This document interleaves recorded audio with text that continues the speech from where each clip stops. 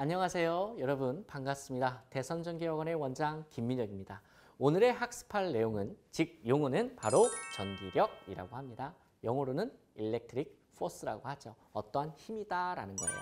자, 그렇다면 전기력이라는 것은 과연 무엇인가? 여러분, 우리가 지난 시간에 배운 게 있어요. 바로 양전하와 음전하 또는 양성자와 뭐가 있어요? 그쵸? 전자. 네, 이렇게 나와야 돼요. 또는 플러스 전기 또는 무슨 전기? 나와야 돼요. 자, 그쵸? 마이너스 전기. 이렇게 여러 가지 용어들을 사용하면서 플러스와 마이너스에 대해서 이야기를 했는데 쉽게 말해서 전기력이라는 것은 이런 거예요.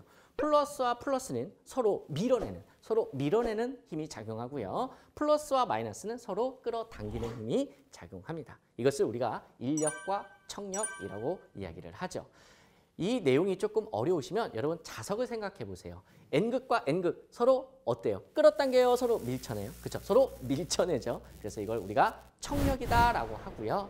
자, N극과 S극 서로 끌어당기죠. 이럴 때는 뭐라고 합니까? 바로 인력이다라고 합니다. 이렇게 전하와 전하 사이에 존재하는 힘이 두 가지가 있는데 같은 것끼리는 청력, 다른 것끼리는 인력이 작용합니다. 그 힘을 우리가 뭐라고 한다? 바로 전기력이라고 하는 겁니다.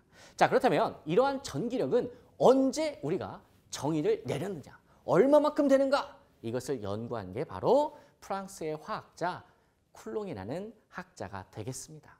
자, 이 1785년은요. 우리나라 조선시대에 정약용 선생님께서 살던 시대예요. 그럼 우리나라에 정약용이 있었다면 프랑스에는 쿨롱이 있었다 이렇게 이야기가 되는 거겠죠. 자, 그렇다면 우리가 쿨롱의 힘 이꼬르 우리가 전기력이라고도 합니다. 그러면은 쿨롱의 힘에 관한 공식을 간단하게 한번 살펴보도록 할게요.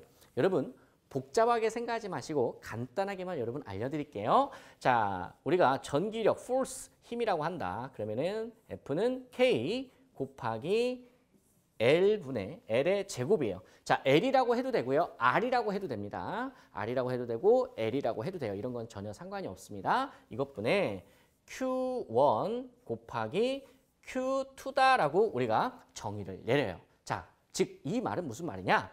자, 여기에서 여러분 어떤 단어가 나오냐? 이게 거리야. L이 거리예요. 자, 예를 들어서 플러스 전하가 있고요. 여기 마이너스가 전하가 있어요. 그럼 플러스와 마이너스 전하가 얼마만큼 떨어져 있다? 그 거리를 L이라고 한다라는 거예요. 자, 그렇다면 거리의 제곱에 반비례하기 때문에 어떻습니까?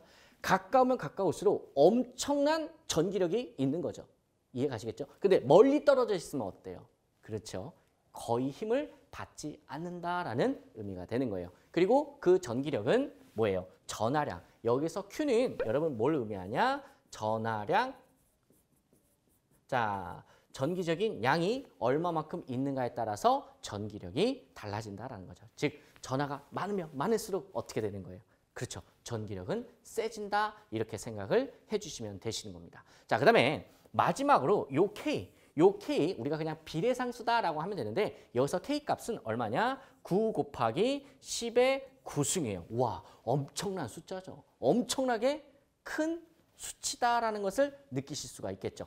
자, 이래서 전기력이 얼마만큼의 큰 힘인지 우리가 알 수가 있어요. 자, 예를 들어서 한 가지만 예를 들어볼게요. 자, 얘와 얘 사이가 1m라고 할게요. 그리고 얘가 1쿨롱, 얘가 1쿨롱이라고 할게요. 그러면은 얘 전체 값은 얼마예요? 1이죠. 그럼 1 곱하기 9 곱하기 10의 9승이야. 그러면은 이런 이야기죠. 여기 1쿨롱의 전하량이 있고 여기 1쿨롱의 전하량이 있어. 근데 얘와 얘 사이가 지금 몇 메타 떨어질 때? 1m 떨어져 있을 때 얘와 얘 사이에 존재하는 힘은 9 곱하기 10의 9승. 즉 90억 뉴턴이나 되는 거죠. 우와, 엄청납니다. 그래서 전기력은요, 엄청나게 파워풀한 힘이 되겠습니다. 자, 여러분 조금 어려우셨습니까? 여러분 근데 이 쿨롱의 법칙 또는 이 전기력은요, 전자기학 시간에 상당히 많이 나와요. 그렇기 때문에 여러분께서 미리 한 번쯤은 들어볼 중요한 내용이 되는 거죠. 자, 이해되셨습니까? 여기서 다른 것은 기억 못하더라도 이거 한 가지만 기억해 주세요. 자, 전하와 전하 사이에 존재하는 이 전기력은 얘와 얘 사이의 거리의 제곱에 반비례한다. 꼭 기억해 주시기를 바랍니다. 오늘은 여기까지.